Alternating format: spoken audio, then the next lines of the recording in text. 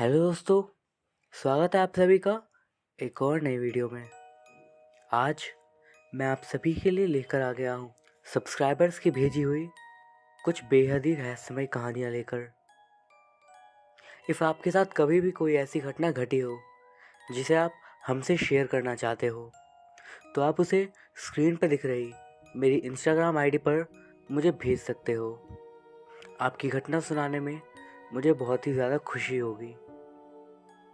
अब बढ़ते हैं हम लोग आज की अपनी पहली कहानी की तरफ। दोस्तों, आज की पहली कहानी हमें भेजी है हमारे सब्सक्राइबर अंकित सोनी जी ने। आइए आगे की कहानी को उन्हीं के पॉइंट ऑफ व्यू से जानते हैं। मेरा नाम अंकित सोनी है और मैं बदरवास जिला शिवपुरी मध्य प्रदेश का रहने वाला हूँ। ये घटना जो मैं आज आपको सुनाने जा रहा हूँ, ये घटना खुद मेरी अपनी ही आंखों के सामने घटी है और एकदम सत्य घटना है। इस घटना को अपनी आंखों से देखने के बाद मुझे इस बात का तो पक्का विश्वास हो गया कि रूहानी ताकतें सच में एग्जिस्ट करती हैं।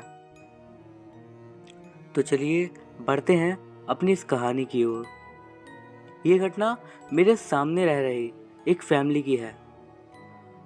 उस समय मेरी उम्र तकरीबन 10 साल की रही होगी और मुझे आज भी मेरे घर के सामने जो फैमिली रहा करती थी उसमें एक अंकल आंटी, उनके 2 बच्चे रहा करते थे। उनकी फैमिली यादव थी। उस फैमिली में जो अंकल थे उनकी एक बहुत ही ज़्यादा खराबी थी कि वो ड्रिंक बहुत ही ज़्यादा करते थे, जिससे उनके घर में आए लड़ाई झगड़ा होता रहता था, जिससे हमें भी काफ़ी ज़्यादा बुरा लगता था।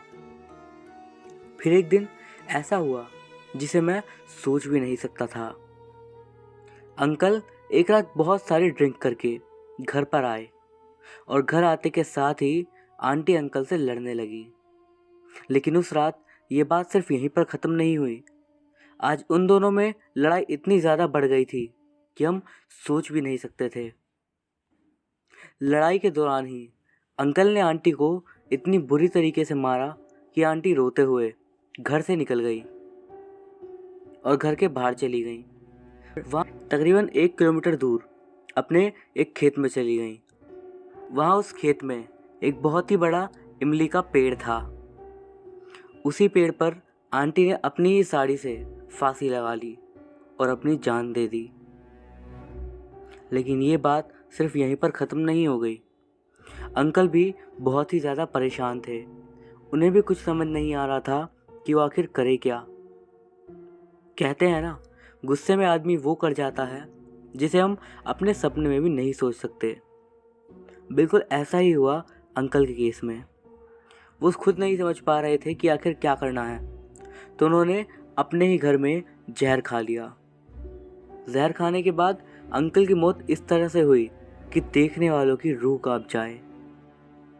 अंकल ने अपने ही घर के फर्श में एक हाथ का गड्ढा अपने ही नाखूनों से कर दिया था और उनकी मौत बहुत ही ज़्यादा भयानक तरीके से हुई थी।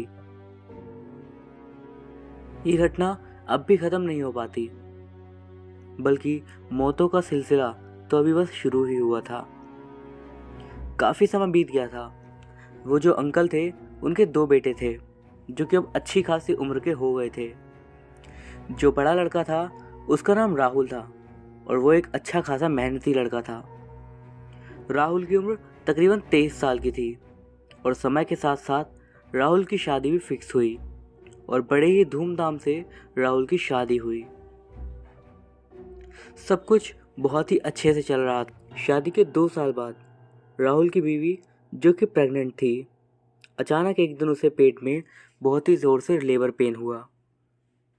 सभी लोग उसे पास ही के हॉस्पिटल में लेकर गए और वहाँ पर उसने एक बहुत ही प्यारे बच्चे को जन्म दिया। वो बेबी दिखने में बहुत ही ज़्यादा प्यारा था, लेकिन वो थोड़ा कमज़ोर भी था, जिसकी वजह से डॉक्टर ने 3 दिन उसे हॉस्पिटल में ही भर्ती रहने दिया।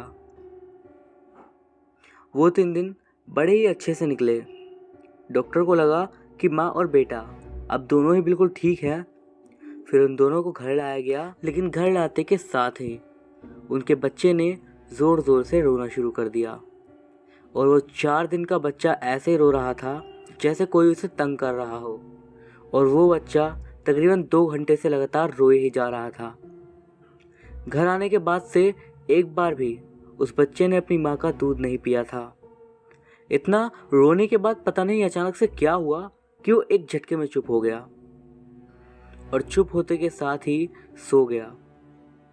सब लोगों ने सोचा कि इतना रो रहा था, थक के सो गया होगा। रात भी काफ़ी हो चुकी थी, तो सब लोगों ने खाना खाया और उसके बाद बाकी सब लोग भी सोने चले गए।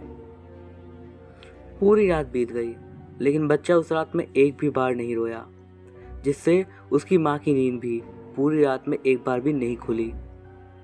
लेकिन जब सुबह तो सबने जो देखा उसे देखकर सब लोग सदमे में चले गए। सबने देखा कि वो बच्चा एकदम सफ़ेद पड़ गया था, मानो उसका खून किसी ने चूस लिया हो। वो बच्चा मर चुका था और उसी के साथ घर में पूरा मातम छा गया था। उस बच्चे को ले जाकर उसी इमली के पेड़ के नीचे दफना दिया गया, जहाँ पर राहुल की माँ और उस बच्चे की दादी ने फांसी लगाई थी। बच्चे को दफना के सब लोग घर आ गए, लेकिन घर में पूरी तरीके से मातम छाया हुआ था। कुछ दिन ऐसे ही बीतते चले गए, लेकिन एक रात राहुल जब काम से यानी अपने खेत से काम करके घर आया और फिर उसने अपनी वाइफ से कहा कि खाना दे दो, मुझे भूख लगी है। उसकी वाइफ ने खाना लगाया और दोनों ने बहुत ही आराम से खाना खा लिया। उसके बाद दोनों ही सोने चले गए। उसी रात राहुल को बहुत ही तेज़ बुखार आ गया। बुखार इतना भयंकर था कि उसने अपने ही घर में दम तोड़ दिया। रात भर में ही राहुल को अचानक क्या हुआ और कैसे उसकी मौत हुई, ये एक रहस्य था। अब तो मानो उसके घर पर एक पहाड़ ही टूट गया हो। उस घर में एक बार फिर से मातम का माहौल छा गया था। कुछ दिनों बाद थोड़ी एक अजीब चीज़ हुई। जो राहुल का छोटा भाई था, राहुल की बीवी ने उसके साथ शादी कर ली और एक बार फिर से सब कुछ आराम से चलने लगा। एक दिन छोटा भाई अपने खेत पर काम के लिए चला गया। उस समय गर्मियों का सीज़न था। मैं यानी कि अंकित बाजार से अपने घर जा रहा था कि तभी मुझे भाभी ने आवाज़ लगाई, अरे अंकित भैया इधर आना। मैं वहाँ पर गया और बोला, हाँ भाभी जी बोलिए, क्या काम है। तो भाभी ने मुझसे कहा कि मुझे थोड़ा सा सर्फ ला दो। मैंने भी ज़्यादा कुछ सवाल जवाब ना करते हुए अपने घर से सर्फ लाके उन्हें दे दिया और फिर वापस से अपने घर आ गया। अभी टाइम ज़्यादा नहीं, दोपहर के 12 ही बज रहे होंगे। थोड़ी देर बाद गली में ही रहने वाली एक दूसरी लड़की भाभी के पास गई और उसने जो देखा उसे देखकर उसके पैरों तले ज़मीन खिसक गई और वो बहुत ही ज़ोर से चिल्लाई। भाभी वहाँ ज़मीन पर पड़ी हुई थी। उनकी आंखें एकदम खुली हुई थी, एकदम दूध की तरह सफ़ेद आंखें हो चुकी थी उनकी। फिर वहाँ लोगों की भीड़ लगनी शुरू हो गई और थोड़ी देर बाद पुलिस भी वहाँ पर आ गई। उसके बाद भाभी का पोस्टमार्टम हुआ तो उसमें पता चला कि उनकी मौत दम घुटने की वजह से हुई थी। लेकिन ये कैसे हो सकता है? दम घुटने से इंसान सफ़ेद थोड़ी ना होता है। उनकी बॉडी देखकर ऐसा लग रहा था कि उनके शरीर में एक बूंद भी खून ना हो। उस घर में एक के बाद एक इतनी घटनाएं हो चुकी थी कि आखिरकार परिवार वालों ने उस घर को बेचने में ही भलाई समझी और फिर उन्होंने उस घर को बेच दिया। पर मैं दावे के साथ कह सकता हूँ कि उस घर में आज तक कोई भी ठीक से नहीं रह पाया है। उस घर में जो भी आता है वो बहुत ही ज़्यादा परेशान हो जाता है। ये घटना आपको कैसी लगी? कमेंट्स के ज़रिए ज़रूर बताइएगा। अब बढ़ते हैं दोस्तों आज की अपनी अगली घटना की ओर, जो कि हमें बताई है सुरेश जिंदल जी ने। आइए आगे की घटना को उन्हीं के द्वारा जानते हैं। मेरा नाम सुरेश है और मैं भोपाल का रहने वाला हूँ। ये मेरी ज़िंदगी की काफ़ी ज़्यादा दर्दनाक याद है जिसे मैं आप सबके साथ शेयर करना चाहता हूँ। ये बात 2007 की है। उस समय मैं कॉलेज की पढ़ाई करने के लिए कोलकाता आया हुआ था और वहीं पर रह रहा था। मैं अपनी छोटी बहन से आखिरी बार पिछले साल मिला था, जब वो मुझसे मिलने के लिए कोलकाता में आई थी। तो उस दिन सुबह सुबह उठकर मैं कॉलेज के लिए तैयार हो ही रहा था कि मेरे फ़ोन पर एक कॉल आती है। उस कॉल को जब मैंने पिक करा तो मुझे वो सुनने को मिला जो कि कोई भी भाई कभी भी नहीं सुनना चाहेगा। फ़ोन मेरी माँ का था। उन्होंने बताया कि अब वो नहीं रही। उनकी ये बात सुनते ही मैं सदमे में चला गया था। मैं अपनी बहन से बहुत ही ज़्यादा प्यार करता था। वो एक बहुत ही ज़्यादा अच्छी लड़की थी। हाँ, मैं जानता हूँ कि हम मरने वाले लोगों की कभी बुराइयाँ नहीं करते, लेकिन सच में मेरी बहन के अंदर ऐसी कोई बुराई थी ही नहीं। वो एक बहुत ही ज़्यादा प्यारी लड़की थी। तकरीबन अपनी 25 साल की लाइफ में हमेशा उन्होंने अपने से ज़्यादा दूसरों के बारे में ही सोचा था। मुझे वो बहुत ही ज़्यादा प्यार से रखती थी, मानो कि वो मेरी बिल्कुल दूसरी माँ हो। आपको बता दूँ, हमारे बचपन में ही हमारे मम्मी पापा का तलाक हो गया था क्योंकि उनकी आपस में नहीं बन पाती थी। हम दोनों ही अपनी मम्मी के साथ रहते थे और उसके बाद मम्मी ने दूसरी शादी कर ली।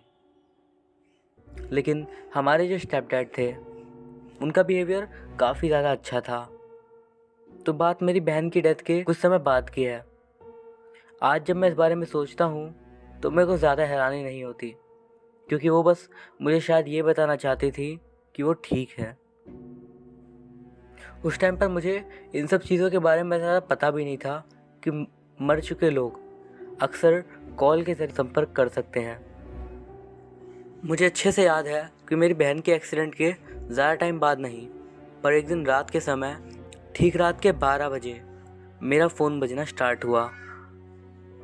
एग्जैक्ट टाइम मुझे इसलिए याद है कि मेरे रूम में सामने ही एक डिजिटल क्लॉक लगा हुआ था, जिसमें रेड कलर से नंबर साफ साफ दिख रहे थे कि रात के 12 बज रहे हैं। मैंने कॉल उठाया और अपने कान पे रिसीवर लगाया। उस तरफ से बहुत ही ज़्यादा स्टैटिक साउंड आ रही थी, बहुत ही ज़्यादा ख़राब साउंड। मैं बार बार हेलो हेलो बोले जा रहा था, लेकिन उस तरफ से कोई भी रिस्पॉन्स नहीं था। इस बारे में ज़्यादा ना सोचते हुए मैंने कॉल को कट कर दिया और वापस से बेड पर लेटने चला गया। थोड़ी देर ही हुई होगी कि अचानक से फ़ोन फिर से बजा। मैंने घड़ी देखी, रात के 12:15। मैंने फिर से कॉल उठाया, लेकिन एक बार फिर से वही सब, वही अजीब सी आवाज़। मैं बार बार पूछता, लेकिन उस तरफ से कोई भी आंसर नहीं आता। मैं फिर कॉल कट करा और फिर से लेटने चला गया, लेकिन अब हर 15 मिनट बाद सेम चीज़ होती। 12:30 बजे, 12:45 पर, 1 बजे, 1:15 बजे बार बार कॉल आती। मैं उठाता, लेकिन कोई भी आंसर नहीं करता। आपको बता दूं, उस टाइम पर मेरे घर में बस एक टेलीफोन जिसमें ब्लॉक का ऑप्शन नहीं होता, या फिर उस टाइम पर कोई ख़ास ऐसी टेक्नोलॉजी नहीं थी कि मैं ये पता कर पाता कि कॉल किसने करी है। लेकिन काफ़ी देर बाद एक पॉइंट ऐसा आया जब मुझे रियलाइज़ हुआ कि कहीं ये मेरी सिस्टर तो नहीं है। मेरी पूरी बॉडी में एकदम डर की लहर सी दौड़ गई। और ये आखिरी बार रात के 2:30 बजे हुआ जब कॉल आई, और तब तक मैं सोच चुका था कि ये मेरी बहन ही है। और उस बार जब मैंने कॉल को पिक किया, आप शायद मेरी बात पे यकीन भी ना करो, मैंने अपनी आंखों के सामने विंडो से बाहर देखा कि मेरी बहन आसमान में मुझे दिख रही थी। ऐसा नहीं जैसे हम आत्माओं को पोर्ट्रे करते हैं, एकदम डरावना सा चेहरा या फिर ऐसा कुछ भी नहीं। मेरी बहन जैसी थी बिल्कुल वैसे ही मेरे सामने खड़ी थी। पर एक अजीब जो बात थी वो ये थी कि उसकी पूरी बॉडी में से सफ़ेद रंग की लाइट निकल रही थी। उस टाइम पे कॉल का रिसीवर मैंने अपने कान पे ही लगा रखा था, और उस कॉल के रिसीवर में से काफ़ी कटते हुए मुझे अपनी बहन की आवाज़ सुनाई दी, मैं ठीक हूँ। आवाज़ सुनते के साथ ही मैं पहचान गया कि वो आवाज़ और किसी की नहीं बल्कि मेरी बहन की ही थी। जो कि मुझे उस एक्सीडेंट की वजह से छोड़कर चली गई थी। उस टाइम पर मैं बहुत ज़्यादा डरा तो था, लेकिन उन्हें देखकर मेरी आंखों से लगातार आंसू बहने लगे। शायद से 3 से 4 मिनट तक मैं उन्हें लगातार देखता रहा और वो बस चेहरे पर एक हल्की सी स्माइल लिए मुझे देखे जा रही थी। और उसके बाद मेरी नज़रों के सामने से ही वो कहीं गायब हो गई। ये बात मैंने कभी भी किसी को भी नहीं बताई। उसके बाद भी मैं कई बार अपने सपनों में अपनी दीदी को देखता और उनसे बातें भी कर पाता।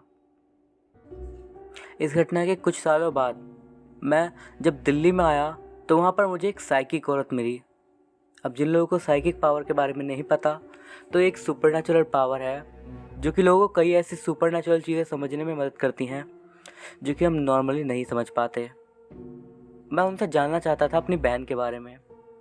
मैंने उन्हें अपनी बहन की एक तस्वीर दिखाई और जब उन्होंने मुझे बातें बताना शुरू करी तो मैं हैरान रह गया एक बार को। तो उन्होंने मेरी बहन का फ़ोटो भर हाथ में लेने से बताना शुरू कर दिया।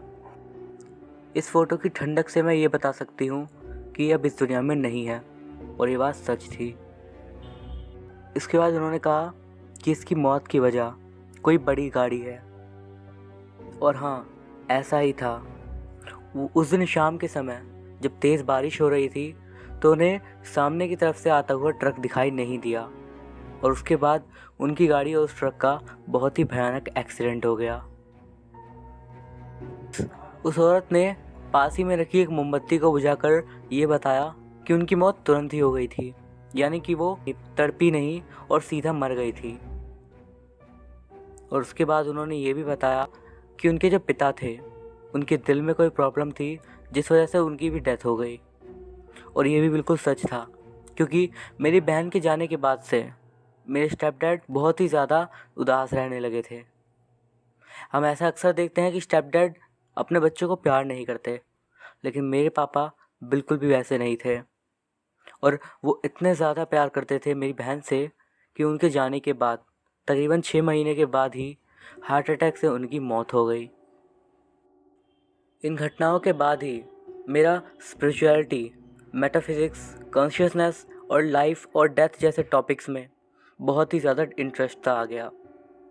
इन पूरे सालों में मैंने इन सब चीज़ों के बारे में बहुत ही ज़्यादा जानकारी इकट्ठा करी, जिसकी वजह सिर्फ मेरी दीदी थी। आज मैं अपने जीवन में आगे बढ़ने की कोशिश करे जा रहा हूँ।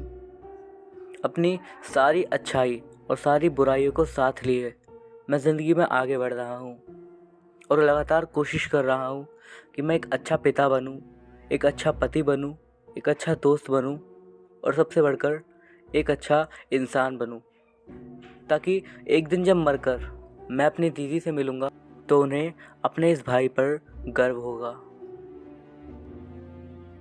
तो दोस्तों, अब हम बढ़ते हैं आज की अपनी आखिरी कहानी की ओर। और ये कहानी हमें जिन्होंने भेजी है उन्होंने अपनी आइडेंटिटी छुपाने के लिए कहा है, इसीलिए मैं सीधा घटना पर आता हूँ।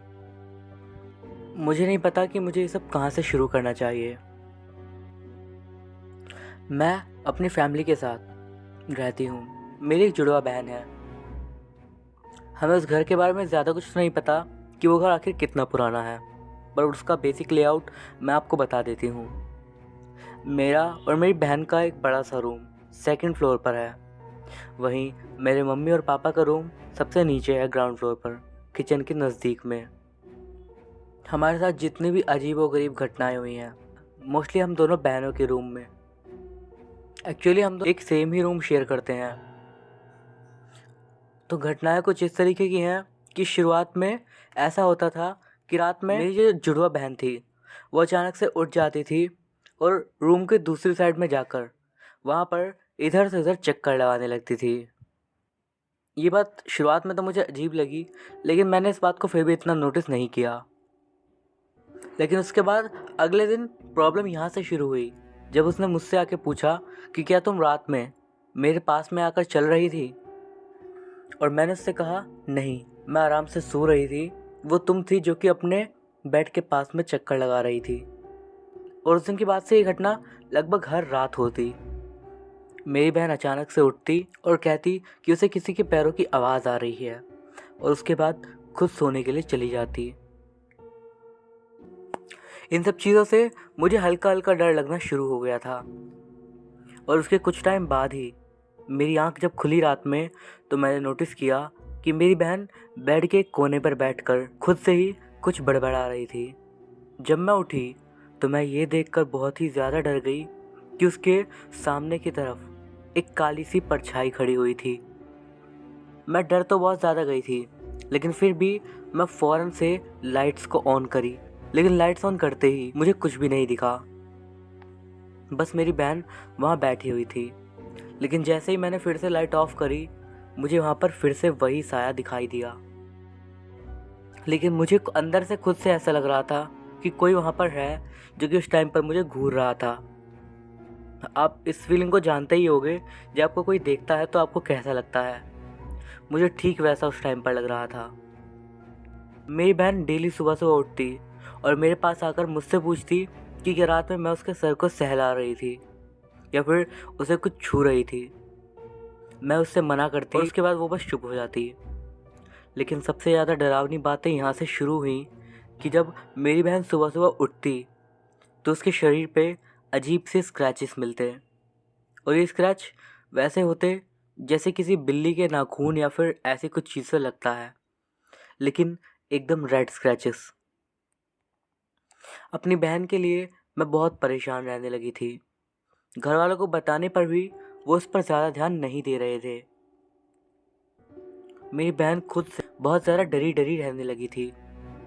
उसका बिहेवियर भी थोड़ा चेंज हो गया था। कई हफ्तों तक हमने कोशिश करी कि उसके साथ ऐसा ना हो, सब कुछ ठीक हो जाए, लेकिन हम जो भी करते उसका असर उल्टा ही होता और ये चीज़ और भी ज़्यादा बुरी हो जाती। और एक बार तो मेरी बहन सीढ़ियों से नीचे गिर गई, जिसकी वजह से उसका हाथ ही टूट गया। ये घटना हमारे घर की मेड के सामने हुई थी। उस दिन हमारी मेड ने भी हमारे पापा को बताने की कोशिश करी कि उस दिन मेरी बहन का हाथ खुद से नहीं टूट गया। उसे ऐसा लग रहा था कि मानो उसे सीढ़ियों पे से किसी ने धक्का दिया हो। हमारे पापा को इस बात पे यकीन ही नहीं था, लेकिन हमारी दादी जी को इस बात पे यकीन था कि कुछ ना कुछ तो गड़बड़ है। और इसीलिए यही सोचकर कि हम दादी जी के साथ सेफ रहेंगे, हम कुछ टाइम के लिए उनके घर पर रहने के लिए चले गए। लेकिन वो जो भी चीज़ थी उसने मेरी बहन का पीछा नहीं छोड़ा और वो मेरी दादी जी के घर पे ही आ गई। रात के तकरीबन 1 बजे होंगे जब मेरी बहन रोते चिल्लाते हुए मेरे पास आई और उसने मुझे झटके से उठा दिया, और वो बार बार बस ये कह रही थी कि किचन के अंदर कोई है। मैं वहाँ पर पानी पीने गई थी और तभी दरवाजे पर किसी ने नॉक किया। हमारी दादी जी ने एक बिल्ली पाल रखी है, तो उसे लगा कि शायद वहाँ पर वो बिल्ली ही होगी, और यही सोचकर जब उसने वहाँ पर जाकर गेट को खोला तो वो बिल्ली एकदम झटके से चिल्लाते हुए वहाँ पर आई और सीधा सीढ़ियों से ऊपर की ओर चली गई। उसने फिर भी इतना ध्यान नहीं दिया, और जब वो गेट को बंद करने वाली थी तब उसने देखा कि घर के बाहर आंगन में उसे 2 चमकती हुई आंखें दिखाई दे रही थी। उन्हें लाल कहें या फिर ऑरेंज कलर, वो ये नहीं बता पा रही थी। उसे लगा कि शायद ये कोई खतरनाक जानवर है, इसलिए वो गेट बंद करने वाली थी, लेकिन उसकी आंखों के सामने ही इससे पहले वो कुछ करती, वो जो भी चीज़ वहाँ पर थी उसने एक बार ज़ोर से दहाड़ सी मारी, और उसके बाद वो मेरी बहन की आंखों के सामने से ही धुआं धुआं होकर गायब हो गई। मेरी बहन बहुत ही ज़्यादा डर गई और दरवाज़ा बंद करके वापस आने लगी। लेकिन जैसे ही वो वापस आ रही थी उसने देखा कि किचन की दीवार के सहारे एक परछाई खड़ी हुई थी जिसकी लाल आंखें थी, और उसे देखते के साथ ही मेरी बहन बहुत ज़ोर ज़ोर से चिल्लाई और चिल्लाते हुए यहाँ पर आ गई थी। जब उसने मुझे ये सब बताया तो मैं उसके साथ नीचे देखने के लिए भी कि आखिर हो क्या रहा था, लेकिन वहाँ पर मुझे कोई भी गड़बड़ नहीं दिखी। जब मैं वापस नीचे से ऊपर आई तो मैंने देखा कि मेरी बहन रूम के कोने में उस बिल्ली को अपनी गोदी में लेकर बैठी हुई थी। मैं बहुत ही ज़्यादा अजीब फील कर रही थी कि तभी मेरी नज़र रूम के दूसरे कोने पर गई और मुझे वहाँ पर एक बार फिर से ठीक वैसी ही परछाई दिखी जैसी मुझे पहले दिखी थी। मैं बहुत ही ज़्यादा डर गई। समझ नहीं आ रहा था कि आखिर किया क्या जाए। इन सब चीज़ों में बस घर वाले ही होते हैं जिनका सहारा चाहिए होता है, लेकिन उनका सहारा भी नहीं मिल पा रहा था। मेरी बहन एकदम से बदल गई थी। वो एकदम शांत सी बैठी रहती।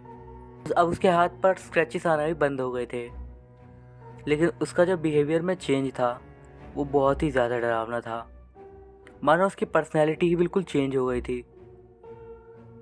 कोई उससे पूछता कि आखिर क्या हुआ, तो बस कहती कुछ नहीं हुआ, सब एकदम ठीक है। हमारी क्लास की टीचर तक ने उसे कह दिया था कि तुम्हारे अंदर कोई आत्मा है। पर असली सवाल ये था कि क्या सच में उसके पीछे कोई आत्मा थी, या फिर ये सब कुछ और ही था। आखिरकार दादी जी से रहा नहीं गया और उन्होंने एक पंडित को हमारे घर पे बुला लिया। उस पंडित ने काफ़ी कुछ किया, लेकिन उससे कोई भी फर्क नहीं पड़ा और वो पंडित जैसे आया था वैसे ही चला गया। एक दिन अचानक से मेरी बहन कहीं से अपने घर में एक बिल्ली लेकर आ गई, और जब हम सब ने उससे पूछा कि वो बिल्ली कहाँ से मिली उसे, तो उसने कहा कि ये बिल्ली उसे उसने दी है। ये उसने वही परछाई जो मुझे अक्सर दिखा करती थी, लेकिन ये चीज़ बस मुझे ही दिखा करती थी और मेरी बहन को दिखा करती थी। इसके बाद तो हालात एकदम ख़राब होते चले गए। मुझे मेरी बहन से अलग कर दिया गया। मेरी बहन और मेरी दादी बस उस घर में अकेले रहती थी और मुझे मेरे मम्मी पापा ने अपने साथ रहने के लिए कह दिया था। उसके कुछ टाइम बाद मेरी बहन की तबीयत अचानक से बहुत ख़राब हो गई और वो तकरीबन 1 महीने तक हॉस्पिटल में एडमिट रही और उसके बाद उसने वहीं पर हॉस्पिटल में ही दम तोड़ दिया। शायद अगर घर वाले सही टाइम पर हमारी बातें सुन लेते तो हो सकता था कि मेरी बहन हमारे बीच होती। मैं सब कुछ देख पाती थी, लेकिन कभी मैं कुछ भी नहीं कर पाई। सब लोग सोचते हैं बीमार होने की वजह से मेरी बहन मरी, लेकिन मैं जानती हूँ कि ये सच नहीं था। वो जो भी चीज़ थी उसी ने मेरी बहन की जान ली थी।